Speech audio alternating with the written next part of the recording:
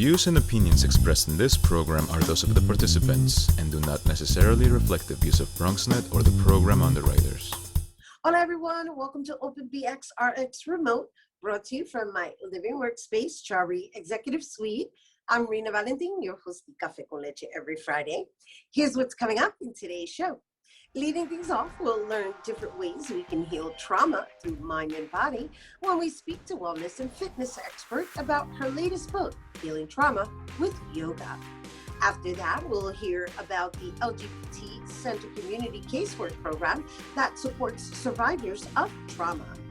Then we'll find out what's in store for the 64th Annual National Puerto Rican Day Parade with this year's theme, Un Pueblo, Muchas Voces, One Nation, Many Voices, when we speak to Board President Luis Maldonado. Later on in the show, Bobby C brings us an up-to-date with the latest headlines in the world of sports. And lastly, singer, songwriter, and producer Daso joins the show as this week's Open Artist Spotlight. He'll discuss his community work at the New Village Music Festival, as well as his latest music, which we'll get a taste of at the end of the show. So sit back y prepárate. All this and more is headed your way, because now we are officially open.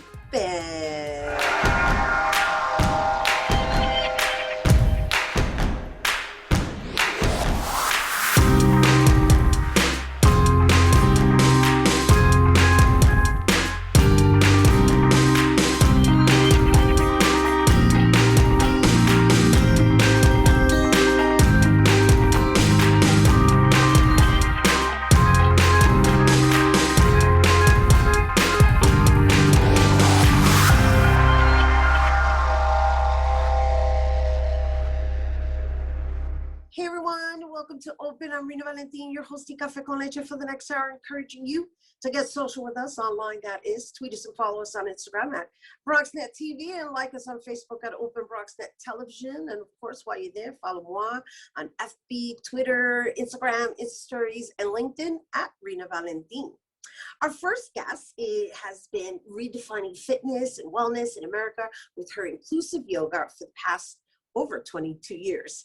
And through her company, Yoga Fit Training System, she's been able to train more than 200,000 fitness instructors. She's been featured in numerous fitness magazines, including Oprah's O Magazine, Time, and Glamour. That's just to name a few.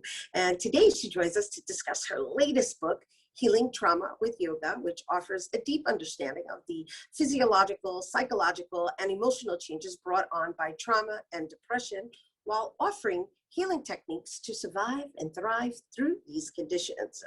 Joining us to tell us more, please welcome author Beth Shaw. Welcome. Thanks, Rhina. Thank you. Thank you for being here with us. This is your fourth book in the making. Yes.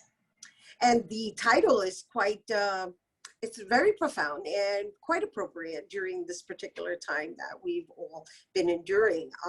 So in your yoga practice and in the development of your style, can you just share with us, I guess, what inspired you to even go in this direction and how it found you and you found it to make a living out of it?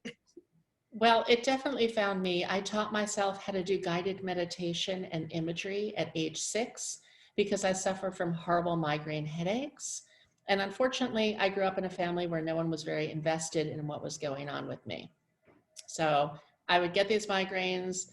I started doing guided imagery, picturing myself on a beach or in a forest, and was able to cure myself of the migraines using guided imagery.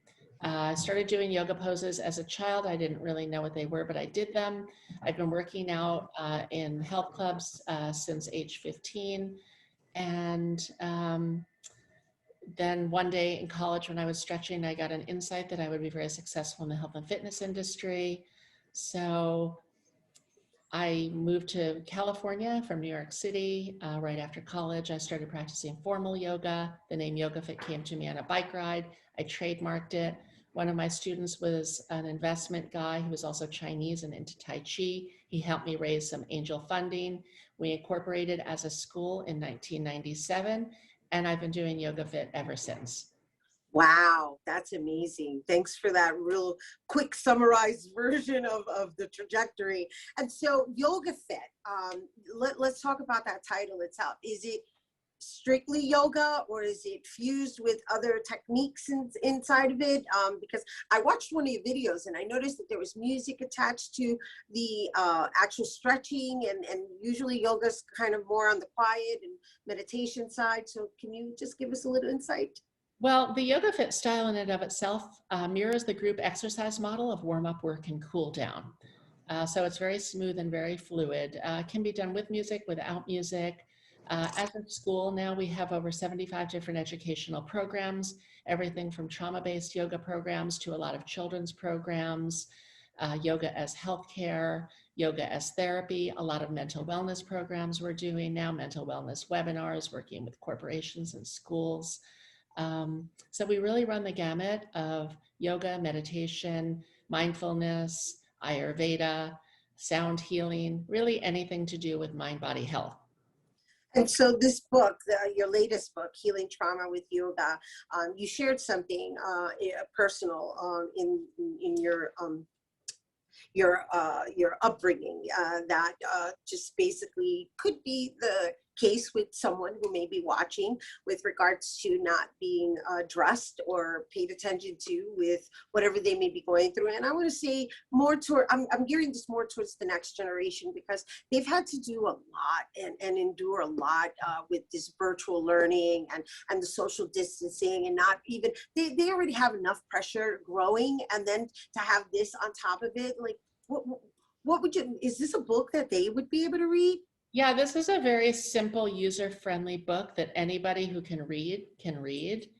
There are a lot of practical solutions in there, easy tips, and things that people can implement into their own lives, whether they're 7 years old or 70, to just feel better every day.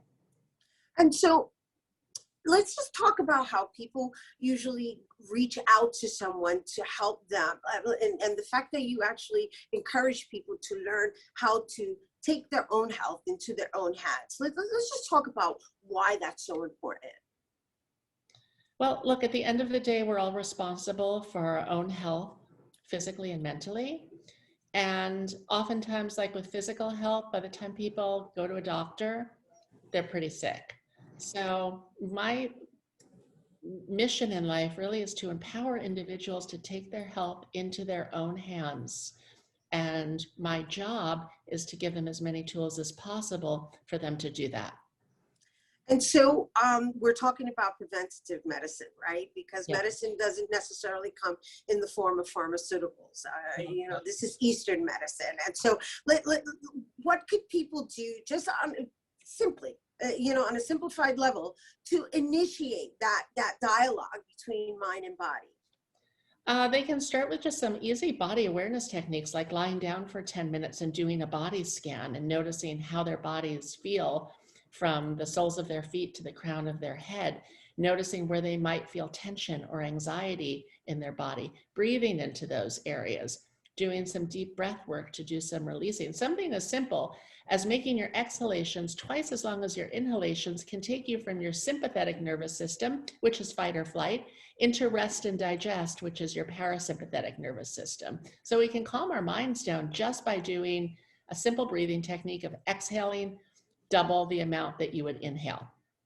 And so that's a fascinating point you just made with regards to the breath, right? Because now we're talking about breath work, and then scanning where things may be, where the ailments lie in your body. And so how is one able to associate it with trauma, which is what your book is about? Well, when we experience a traumatic event, we store that trauma in our physical body. You know, they say the issues are in our tissues.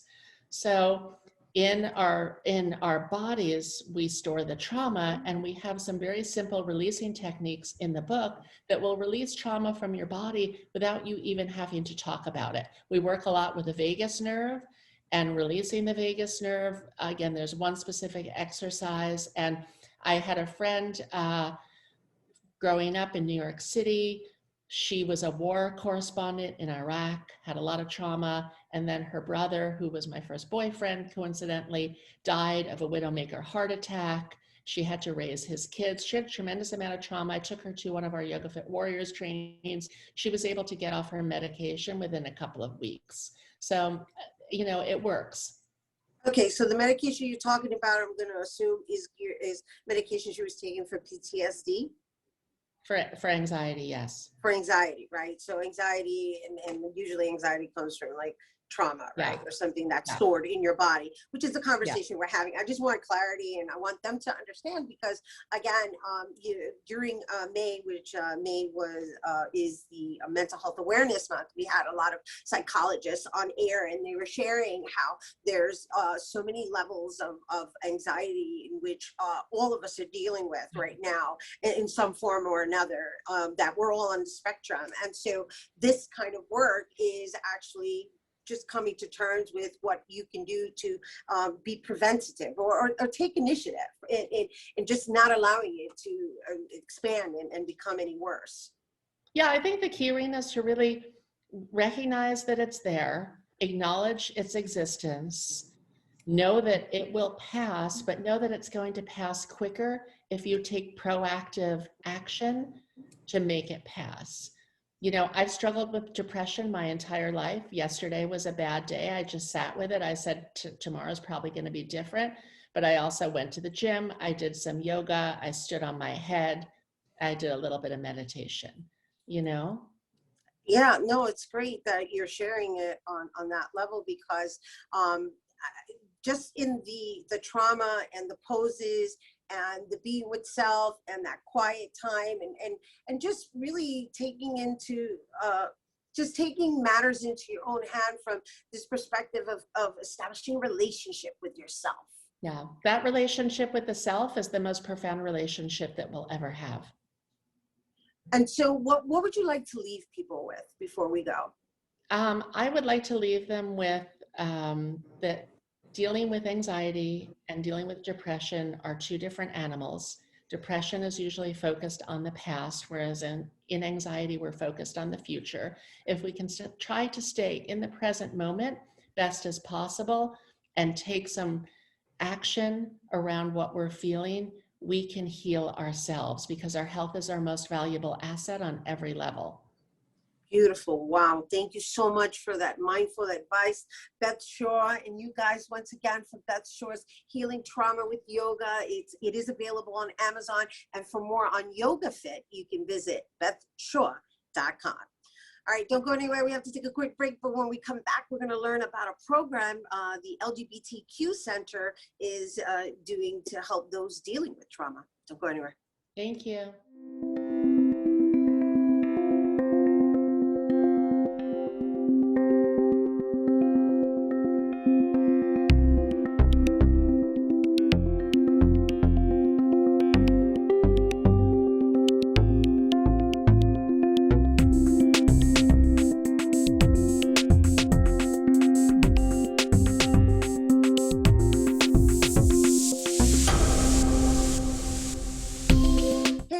Welcome back. So June is Pride Month, and this week we're highlighting the LGBT Center and their Community Casework Program. The organization is known for empowering LGBT communities while advocating for justice and opportunity.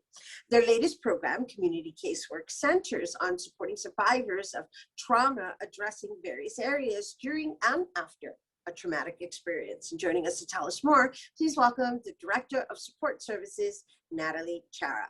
Hi, Natalie. Hi, thank you for having me here today. Yeah, well, happy Pride Month. Thank you, right back at you. Yeah, thanks. And, you know, the idea is that we actually operate with that pure pride within our hearts, right? In the sense of, well, you know, there's a lot that's been going on within this community, and the fact that June is the month of celebration, there's a lot of other aspects to one coming to terms with whatever their choices in lives are, or people they've had to, deal with in how they've been dealt with, that are harboring in people's bodies. So let's talk about this service that the center is offering that you had. Yes, so our Community Casework Program is actually something that's been developed a bit over the course of the pandemic itself, and is really starting to gear itself up, and was launched at the beginning of 2021. And really it is to put a highlighted focus on what trauma is, and the diversity of trauma in and of itself, and then also shifting into a model of looking at and supporting what survivorship looks like at every level. So the idea being that survivorship is broad, and people are in different parts of their journeys, and that we as advocates in the community itself are here to elevate their voices and also recognize their expertise in their own journey. And so in this program, how were you able to identify what the specific needs of the communities, of this particular communities is or are? Yeah, it's been a learning process for sure, because there's a lot of text out there that tells us very, kind of basic needs: food, housing, shelter, supportive care. Right? There are those needs that we definitely focus on, but it's also important for us to pay attention and hear from the community itself. So we have employed a number of different information gathering tools, surveys, interviews, focus groups, and then as well as really trying to move into a space of diverse hiring to make sure that we have staff that are reflective of community and also understand the lived experience of what different traumas, different intersections of life can look like. Right. So, and the reason we're having this conversation, and I'm trying to just elaborate a little more, is because you're also serving like immigrant needs and also transgender, and right, because it's the LGBT center, right? Technically, it's LGBTQ. I believe are the additional letters. And so what does all of that mean as we keep expanding and just really becoming a lot more knowledgeable with people's needs? Yeah, that's an excellent question, because I think what ends up happening is, right, we start adding things and then it's like we kind of get lost along the way. But really it is employing an intersectional lens. So not only are we working with LGBTQIA plus communities, right? So that is a kind of across the spectrum and really the term that a lot of folks are using, but we also recognize that there are a lot of parts of our lives that intersect with that, but aren't only that, right? So you're absolutely spot on in bringing up how we have shifted the focus, not just with this LGBTQIA lens, but also looking at immigrant communities, asylum-seeking communities, undocumented community, trans and gender expansive communities, not just part of the whole, but really wanting to give them kind of a special attention and make sure that we are hearing their voices in a way that maybe not other places are able to do. And then as well as wanting to bridge gaps to affirming care, because this is something that we run into a lot. There are so many different challenges and oppressions that we've seen from folks in our communities that have, that they've been facing at such a wide level, that wanting to connect them not only with healthcare, but healthcare that supports them, that's going to use, their name, that is going to recognize their needs, that is not going to cause any shame or any type of pain or harm when they are working with them, right? So really focusing on connecting them back to larger communities, but in a way that is very tailored and holistic and sensitive to those needs. Right. And so how does one become eligible for these services? And is there like a registration for these types of support programs? And is there a time span? Is it like do you cap it on a certain amount of people? Is it, does it rotate? So how does one seek this type of assistance from the center? Yeah.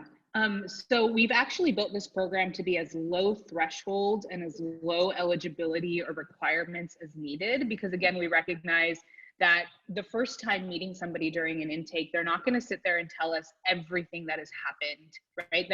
It's a very personal experience. And again, in being trauma informed, we are not expecting that, nor do we press for any of that information. What we'd like to do is have people come in and just talk to us, really reach out to us, talk to us, call us, email us, chat us, send us a message on Instagram, anywhere really. As long as you make that first connection, then we have folks who will redirect you to different areas. And again, all of our teams are trained to do complete assessments, so to say. Oh, I hear that not only are you, working through some immigration issues, but you're also need health care. You also really could use supportive mental health counseling, right? We're seeing all these different aspects. And so in our full assessment, at that point, it's like, okay, I recognize this need, and this need. So let's diversify what their care looks like here. Right. And so because this was implemented during the pandemic, and everyone's dealing with some sort of something, right? Is what I'm calling it, because I'm just so over it on a personal level. Yeah. However, because this is Pride Month, this is the month where everyone's out there celebrating, and even that's going to be modified because of the limitations. How does one really get to that place of being true to self and making that step and taking that step to really be with self and heal thyself? Yeah, I love that question, because a lot of the times we think that it's just as easy, like just reach out, just call us, right? It's not a big deal, but it actually really is it takes a tremendous amount of energy. And really, again, in a survivor's own expertise, they are the ones who are going to determine when they can take a step like that, whenever that step is possible for them, right? And it is our job on our end to respect that expertise and their own journey, and then to be here with open arms and a warmth to us that once that moment comes, we are here to help you in the journey, not take over your journey or not tell you what your journey will look like, but actually just support as much as possible and be here to listen. Sometimes, right, the work that we do is just listening and supporting, and that in and of itself is tremendous, because how many people are taking the time to be able to do that, right? Not a lot. And so that's where really we have to keep that at the forefront of being advocates, that sometimes we are just here to listen. Sometimes we sit with the discomfort that somebody's feeling. We are here to support. We are not here to put our own agenda on the situation at all. Wonderful and very welcoming and very well said. And thank you for bringing it to our audience. I mean, although she said the LGBT Community Center is there to listen, they also have lots of resources. So if you are in need, please do not hesitate to reach out. Once again, that's Natalie Chara, of Director of Support Services at the center. And if you're interested in the Community Casework Program, all you got to do is visit gaycenter.org. It is Pride Month, so the Bronx's second annual LGBT Expo is taking place on Thursday, June 17th, with top-notch performers, tasty treats, and an enthusiastic crowd. This will serve as a tribute also to our dear departed friend, Jose Ramon, creator and founder of the Bronx LGBT Expo and the White Shirt Project. Make sure to get out.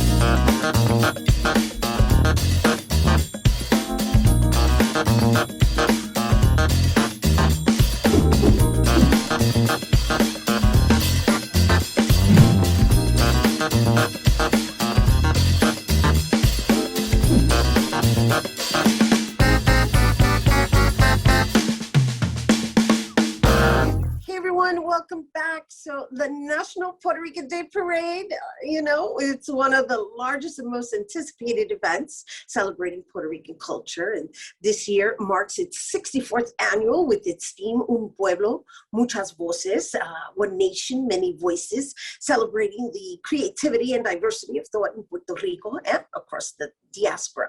The event will feature the cast of In the Heights serving as this year's Grand Marshals. And joining us to tell us more, we welcome National Puerto Rican Day Parade Board President Luis Maldonado. Hello and welcome. Thank you so much for having me. Bueno, bravo, bravo. The parade must go on, even though we're still gradually reopening New York. So 64th annual, I understand we've got this theme. We love the fact that there's all these cultural elements, educational component. I also understand that you're celebrating the 500th year anniversary of San Juan. So let's just jump right into all of the elements that are going to be part of this year's theme. Sure. Well, I think it's probably most important to note that this year's celebration, very much like last year, is primarily going to be a TV show with a live stream. It's going to be a 2-hour TV special on ABC7 in New York. It will be live streamed on abc7ny.com and on their Hulu apps and Roku and what have you, Amazon TV and Apple TV. But that's going to be the primary anchor, if you will, just because we're still coming out of the pandemic. It's still too early to do any sort of real live parades. And New York City, quite honestly, hasn't approved those. They're not approving them through the summer. And so this is what we're going to do.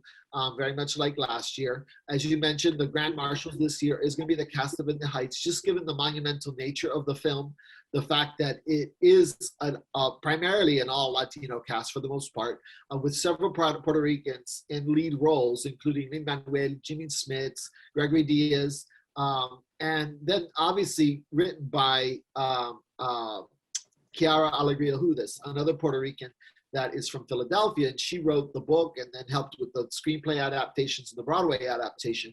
So just given the nature of the film and the fact that it takes place in Manhattan, it just made all the sense in the world. Well, absolutely. And of course, it's a celebration. And that film by itself looks like a celebration. So I just wonder, is that component going to be incorporated into the National Puerto Rican Day Parade? Well, we will have... And I mean in the style of execution. Well, we'll absolutely feature the cast in content throughout the parade and probably have snippets of the movie and what have you. But, it's really more about less about the film, more about their Puerto Rican experience and memories, and then also about how do you navigate spaces as we expand beyond our community, that we always remember our roots, we always remember who we are, but we do fulfill our dreams. And then, as you know, particularly there's a strong component to the film around education itself, around DACA, where that doesn't necessarily impact the Puerto Rican community, but it does impact the broader Latino community of which we are a part of. Right. And so it's this idea of being allies for one another so that we can all move forward.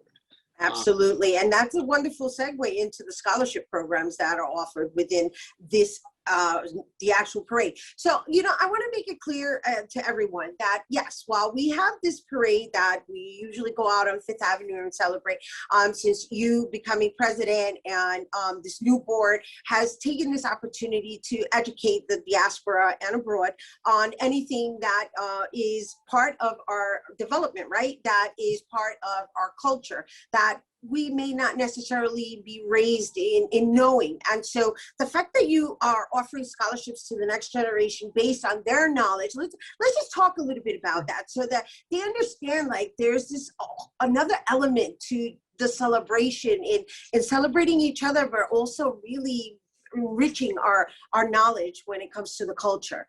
Sure. So the mission of the parade obviously is cultural celebration and preservation, and really recognizing and again celebrating our achievements, both as a collective and as individuals. But along with that comes the promotion of higher education, trying to help advance our community through education, since it is the economic equalizer. And since 2014, when the board was reconstituted under the then chair, Lorraine Cortez Vasquez, we really doubled down on our commitment to education and started increasing the number of scholarships to the point that we're now giving out 100 scholarships a year to students of Puerto Rican descent, $2,000 each. So every year we give out $200,000 scholarship. While academics is important, the two other components that are absolutely criteria, strong considerations, are community service. So are the students giving back, paying it forward? Are they involved in their community? And then two is the connection to culture. To what you mentioned, to no fault of anybody, many times, especially if we're living here, we may not know as much about our culture, but we do use the parade as an opportunity to help, and the application process as an opportunity for these students to research certain historical or cultural themes or issues and write about those in terms of their essay. And then subsequent to the actual scholarship awarding, we also have a cultural enrichment workshop where we get into themes related to Puerto Rican culture and identity and history, as well as offer opportunities for the students to develop personally and professionally. The parade is a big player in terms of being a platform to help move our community forward and informing our community. In different genres as well, right? Because this year you're highlighting poetry. That's right. This year we are sort of paying tribute to the legacy of Puerto Rican poetry. On January 20th, 21st, I can't remember, for the inauguration, Amanda Gorman was all the rave across the country because of her powerful words, the spoken word and poems that she recited that day, which is fantastic. But the Puerto Ricans are like, hey, we've been doing this for a long time, right? Right. Back hundreds of years to the island, and then having that tradition come here and take root and just blossom on its own through things like the New York Rican Poets Cafe. And so we're telling a little bit of that story and how it bridged from Puerto Rico back then to New York back then, and then how both are celebrating it today.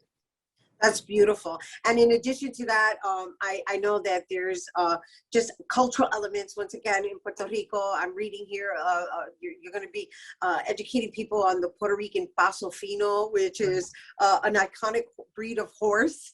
It's one of our national symbols. Right, and also the dance, la danza, right? But people don't know this, That's right. Or if we do know, it's a very superficial knowledge. And again, not anybody's fault. It's just something that in our day-to-day lives, it's tough. So, and if we do know, then it's a nice opportunity to sort of, trigger those memories. So the Paso Fino is a horse that, a Puerto Rican Paso Fino, there's a breed of horse that's specific to Puerto Rico and that now is in other countries, but it all stems back to Puerto Rico.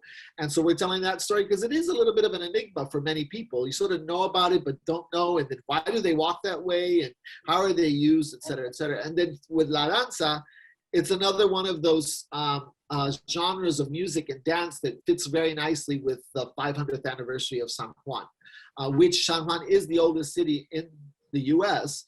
They are celebrating their 500 years this year, and that kicks off in September. So this is sort of a tee-off to that September celebration.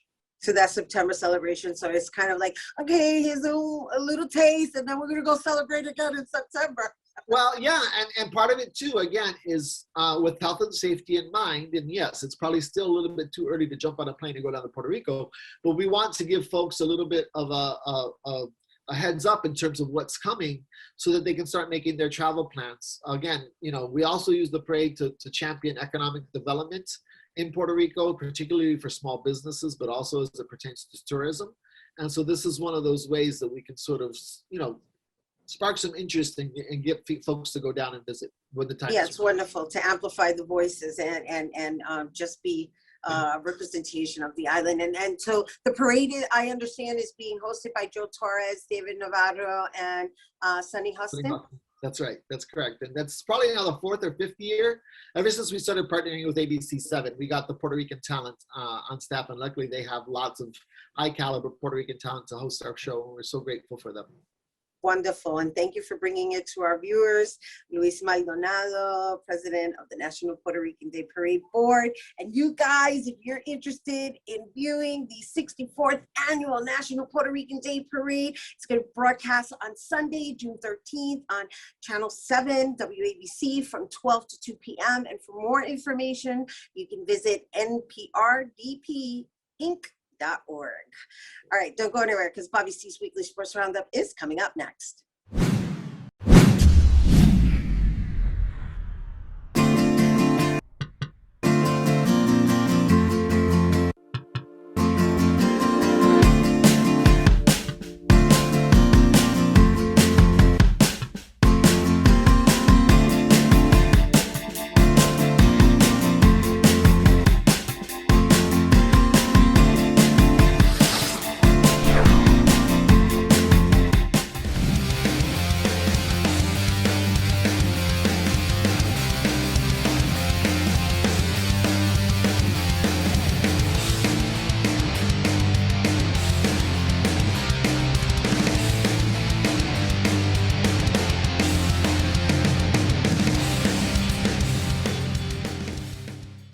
Back with another 5-on-5 here on BronxNet's Open. Since our last roundup, the sports world ushered in summer with the crowning of an Indianapolis 500 champion. And our BronxNet cameras were there to witness history.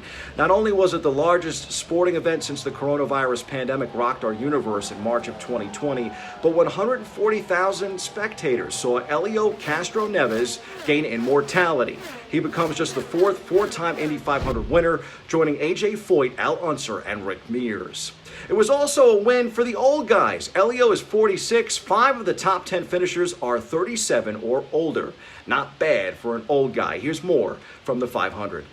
Great moment for everyone, especially after last year being so difficult with the pandemic, and everybody's coming back, even that it's not full percent everyone here, but very, very nice to everyone to celebrate. So I couldn't be more happier, couldn't be more happy for Mike, couldn't be more happy for Jim. They did everything they did everything they told me, which is they promised me, give me a good car, and I said, all right, so if that's happened, we have a great chance, and just give me a chance to fight, an opportunity to be up there, and then I will fight. And they did. So great moment. Amazing to follow in this group with Alan Senior, AJ Foyt, and my hero Rick Mears. So super honor to be in this group. But most of it, more important, is I love to be surrounded by great people. It was great to be with Penske, and now my new friends are really having a great time. New opportunity with this amazing team. NBA superstar James Harden is only 31 years old, but his hamstring might seem more like that of a 46-year-old. The Nets have looked strong in their second-round matchup with Milwaukee, but the story remains Harden's injury and what it could mean for the Nets in their championship pursuit, especially with the LA Lakers bounced in the first round out west. Here's KD on Harden's status. I didn't realize what had happened until he had started walking off the court. But we were supposed to run a play, and he wasn't in his spot. And then I looked at him. He was grimacing. So this shit sucks. It sucks. It sucks out because I want him to be out there. I know how much he cares. I know how much he wants to be in this moment. It sucks. I wish him a speedy recovery. We're going to keep him involved as much as possible. But, it's just a bad break. The Knicks fall in the first round, but the Nets look strong so far, even without a healthy Harden in the lineup. Strong doesn't begin to illustrate how dominant Jacob deGrom is for the Mets. He's clearly the best starting pitcher in baseball. He grabs the third spot here on the front end of 5-on-5 as the ace moves into fourth all-time on the Mets strikeout list. And if that's not enough, he is also pitching amazingly well to start the season. He has an historically low ERA through 9 starts. We go inside the locker room for more. Work in between definitely helps. Where I'm at with my delivery, we had a little speed bump early on where I missed 14 or 15 days and kind of got out of whack. But coming back, feel good, and just take the mindset of keeping us in a game and try to put up zeros. That's all I try to think about, and execute pitches when I need to, and go back to like 18, 19, trying to just control what I can control. So one pitch at a time and just try to hit my spot. Last year, he averaged a lot of pitches per at bat. And I think that led for him to, average, I think he was just over 5 innings an outing. And this year he's been going more, even though the pitch count has been low, like you're saying, but it's because his command. So now batters are ready to swing on him. Like the Padres came up swinging that first, second inning. I mean, they were after him. Meantime, over here in the Bronx, the Yankees are swept last weekend by their longtime rivals, Boston. The Red Sox get the better of the Bombers, sweeping them at Yankee Stadium for the first time since 2011. An awful week for us, culminating in the end of this homestand. And we got to get right. We got to get better, and it starts now on the road as we head to Minnesota. A lot of good things happened tonight.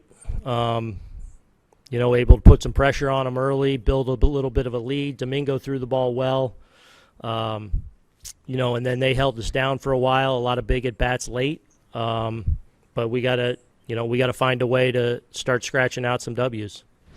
Look, I mean, there's urgency, but we're in control of our season and our destiny, very much so, and we got to take control of it.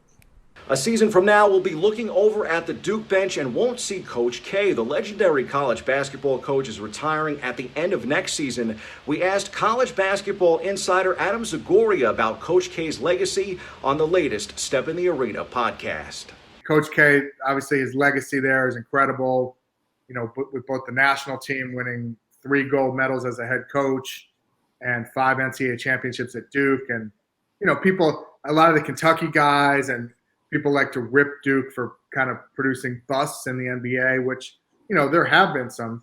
But if you look at Kyrie, Jason Tatum, Zion, RJ, there's a lot of Brandon Ingram, a lot of really great Duke players in the NBA right now.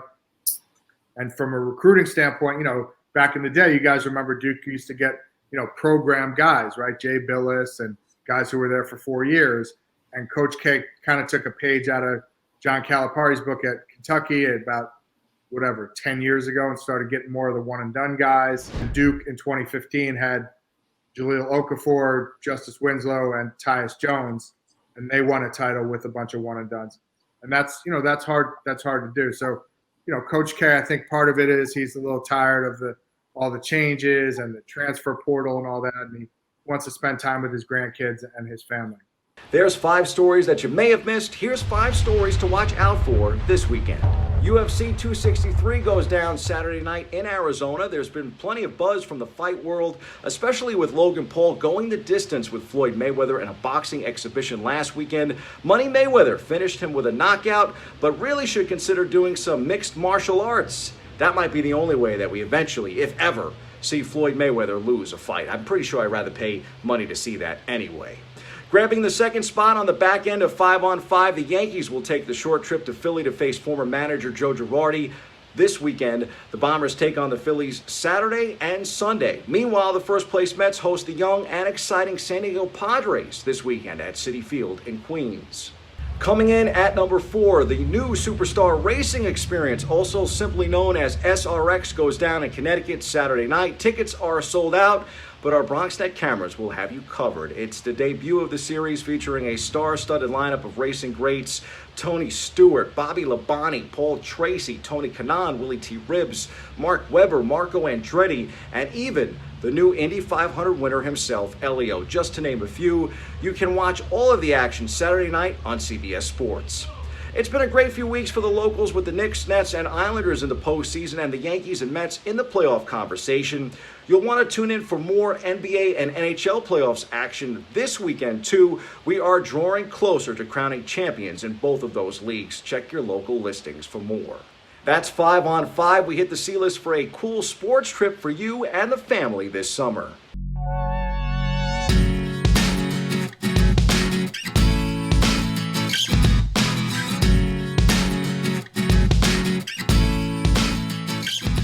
Summer weather is finally here, and the start date of the season is official next week. Periodically here on the show, we travel and provide some insight to some cool places for you to check out as sports fans. For this C-list, my recommendation is a stop at the American Motorcyclist Association Motorcycle Hall of Fame in Ohio. It's about 8 hours away, a nice road trip for you and the family one weekend. The AMA Motorcycle Hall of Fame features 2 floors. The upper level honors the lives and careers of AMA Motorcycle Hall of Famers and men and women who have shaped motorcycling in America in racing, rights, design, industry, and ambassadorship. The lower level includes themed exhibits as well as examples of historic motorcycles from the museum's permanent collection. And the best part, it's only $10 for adults, $8 for seniors, and $3 for students that are non-members. It's a no-brainer for fans and students of motorcycle history. That's your look at sports. I'm Bobby C. Catch me on Monday Mornings Open as we sit down with Yankee great and the first designated hitter in baseball history, Ron Blomberg. See you then. We built a media network for you. BronxNet TV. Come learn in your new state-of-the-art studios at Lehman College. At Mercy College. And coming soon to the South Bronx in the Hub. Inspire with your stories, culture, history. Your Bronx on BronxNet. Engage with us. Connect with us at your channels and at BronxNet.tv. Learn, engage, inspire. BronxNet TV. From the Bronx to the world. BronxNet. Hey everyone, welcome back. Our last guest is a singer, songwriter, and producer from New York City who's been performing almost all his life. He is the lead singer of Daso y el Grupo Semi, and their musical style is a fuse of salsa, tropical, hip-hop, reggae, and Boricua root rhythms and música jíbara. He's also the New Village Music Festival founder, an annual multicultural concert that celebrates music, culture, and life. Without further ado, we welcome back to our open stage, Daso. What's up, Rhina? What's good? What's good in the hood? How you doing? Ay, Dios mío, bueno, estamos aquí en el virtual studio. Yeah. It's good to see you. Likewise. And it's lovely to have you back on another year. Thank you. Different this time around, pero seguimos pa'lante, right? That's right. And so I understand that you actually caught COVID. Yeah. The blessing and the curse. So it was like really, really tough time. But it also gave me the opportunity to, just be here, be at home, create, learn about new technologies to do what we're doing now. So yeah, again, it started as a curse, but it turned into a wonderful blessing because it allowed me time to reevaluate and appreciate those things that we take for granted sometimes. Right. Well, I just wanted to open up with saying, I'm happy that you're here with us and still with us, and you're well, you're healthy, and that you got through it, you got past it. And I also understand that you wrote a song about it or something. Yes, the song is called Jengibre, dedicated to mi abuelita Celia, and it talks a little bit about when there are no other recourses, there's no cure, we're going to go back to what abuelita recommended, which was el jengibre. So I started drinking my ginger teas, and that really helped me, just get back to health and get back on track. So in July, we premiered a wonderful music video that we're doing around it with Melvin Audaz, an amazing videographer that's going to help me with that. So I'm really looking forward to it. Oh, that's wonderful. That sounds exciting. Congratulations. And so that's going to premiere in July 2020. So we just gave you a little insight as to what's up and coming. But I did want to mention that because there's been a lot of flip sides to this quarantine period that we've had to endure a lot longer than I think any of us would have liked. And then there's also the memories, right? And the nostalgia of being able to revisit your past and now recognize certain things that were offered to you as remedies, which quite frankly speaking could have been used as a preventative measure as well. Exactly. Sigue. That's what sigue. Eso es para que aprenda. So después de viejo, I finally got it. So I'm still drinking my ginger tea for the record. Right. No, now you gotta stick to the ginger Eso es for life. Pero and the thing about it is like once again using food as medicine, also becoming a lot more mindful in the dialogue between body and mind, and then there's the artistry that comes from it, right? When you're operating on that level of consciousness, which you've produced a lot of music, and I did mention the New Village Music Festival, which I understand did happen last year virtually, and I understand is also going to happen this year again virtually, and while we don't have the details of it, it's just the idea of like, no matter what, we're still forging forward. Exactly. Yeah, I mean, I really had to refocus. I actually recorded a 7-song EP called Distancia, being distanced away from everyone. So each month, starting in May, I recorded one single. And this past November, I released that album. So hopefully folks can take a look at that and take a listen. It's called Distancia. And it's basically my experiences throughout the quarantine. So that was pretty amazing. And so what I do like, and I want to say thank you for sending me your stuff every time you release something new. And that's why we're bringing you back again. And I happen to be a fan of yours, right? Not just a friend, because I love your style. I didn't know that. Yeah, well, I'm saying it now on air because I love the fusion that you bring into the music that also honors the root of its origins. Awesome. Awesome. And so thank you. It's unique, and you could feel it, and I could feel what you were going through in the creation of it. It's dope. It's really dope. That's awesome. Really dope. And I think that's what's amazing. Sometimes you don't realize who's listening. Like, you put stuff out there, you don't really know the impact. So thank you it's just awesome to hear this from you now, because it's healing for me, and I'm hoping to share that healing with the world. So.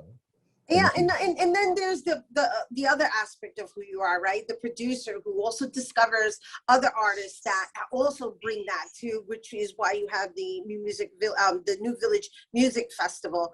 But the idea is that you are honoring our culture. And I say our culture because, I'm a Latina, and he identifies as Afro-Caribeño, and actually he's known as the Afro-Caribeño. Right. Yeah. And so it's an experience, is really, and we're going to get a taste of it later. Although we're not going to do the new one, right? You're not going to be able to perform Ginger. I mean, that's not what you call it. Ginger, right. The Ginger Jengibre. Yeah, Jengibre, I'm waiting to premiere that with the video, sometime again in July. So yeah, this time I'm doing La Bomba, and I'm doing a song called Reggae Song, which is, these are also like fusion songs. And La Bomba just talks about falling in love with this music, La Bomba, by falling in love with this dancer, this woman that's dancing La Bomba. And it's kind of like that impact, that, el ritmo del Zika, things that I basically learned through my mom back in the 70s con el grupo Semi. So it sounds to me like it sounds to me like you did a lot of reminiscing. Is what I did. You did. We had the time. I had a lot of time on my hands. Well, I'm really excited that you used it productively, and that you were able to come to the other side and make it through this that horrendous silent enemy that was visiting us unwelcomely. Thank you. The unwelcomed silent enemy, and that you're going to be able to share a taste of this fusion of, not only is it a fusion of music, it's a fusion of songs. So right. He's gonna be doing una fusión de emociones. It's like all of those emotions just fused into this work. So I'm really excited about it. I'm thrilled to be here with you. Thank you for reaching out. It's really perfect timing. So, I didn't realize till I started listing everything. I actually have a show coming up. It's called Conciertos en el Techo with Taller Latinoamericano that's supposed to air sometime in September. I have a new single, Espectacular, I just wrote this week. It's coming out June 9th. So, check all the stuff out. That's what's up. All right. But before we send you to check out his stuff, we have to take a quick break because, when we return, he's going to perform for us. So don't go anywhere.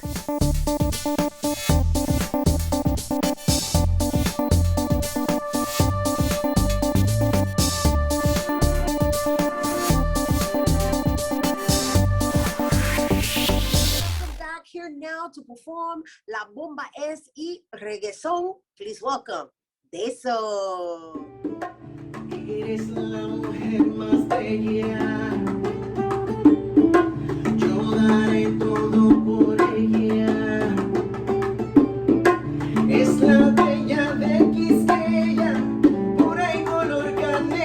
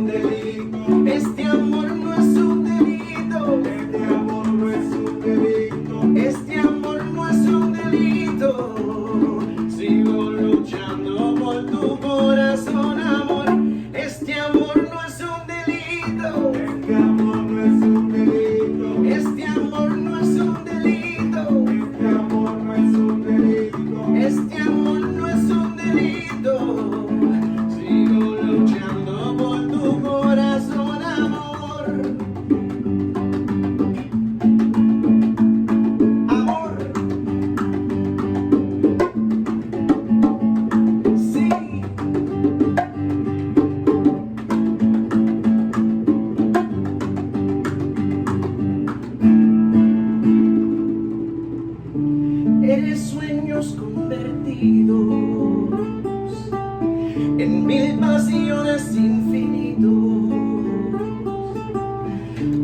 Te miro de ladito, me lavo y me derrito, obsesionado por tu hechizo. Este amor no es un delito, este amor no es un delito, este amor no es un delito, este amor no es un delito, este amor no es un delito, este amor no es un delito.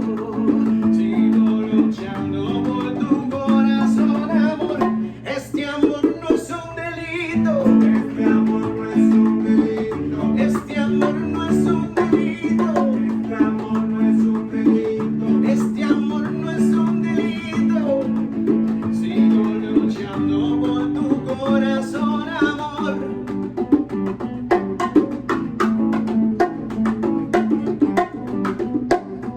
Llegamos. Eso. Sí.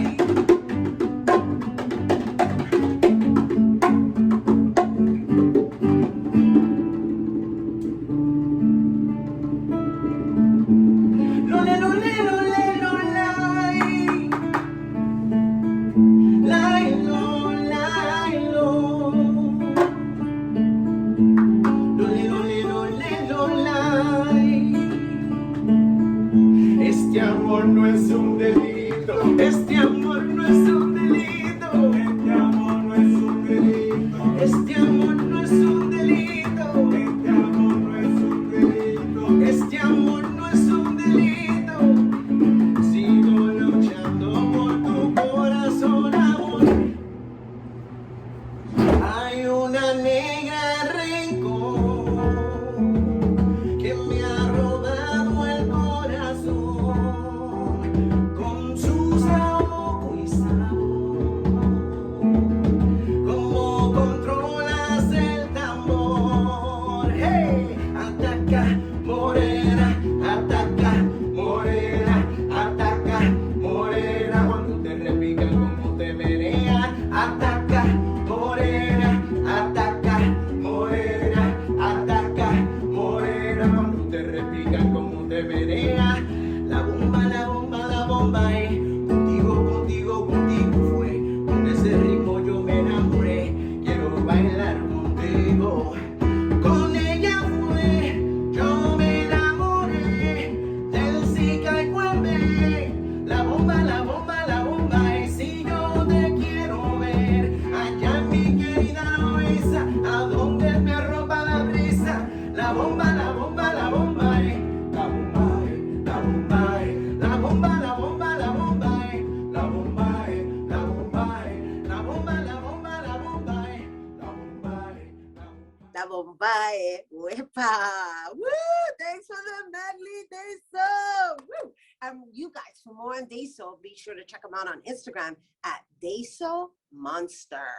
That is our show today, mi gente. Thanks to all our guests for coming through, and to you, our viewers, for tuning in. If you missed any part of the show, you can check out the recablecast tonight and 24 hours a day at BronxNet.tv. I'm Rhina Valentin, and from all of us here at Open, may the universe provide paz, prosperity, y amor. It's Pride Month, and we celebrate love is love is love is love. Adios.